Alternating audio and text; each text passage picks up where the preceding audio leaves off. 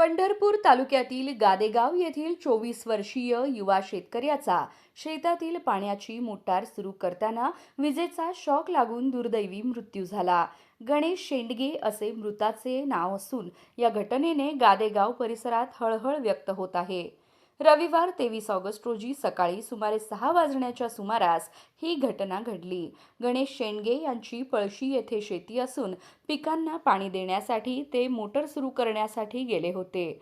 यावेळी त्यांच्या उजव्या हाताला अचानक विजेचा जोरदार धक्का बसला आणि ते खाली कोसळले. यात त्यांचा जागीच मृत्यू झाला. गणेश शेंडगे हे कष्टाळू आणि होतकरू युवा शेतकरी म्हणून परिसरात परिचित होते. शेतीमध्ये नवनवीन प्रयोग करत असल्याने त्यांची प्रगतिशील शेतकरी म्हणून ओळख होती.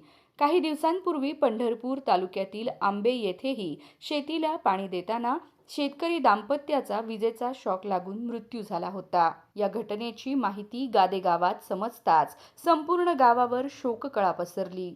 युवा शेतकऱ्याच्या अचानक झालेल्या मृत्यूने परिसरातून हळहळ व्यक्त केली जात आहे.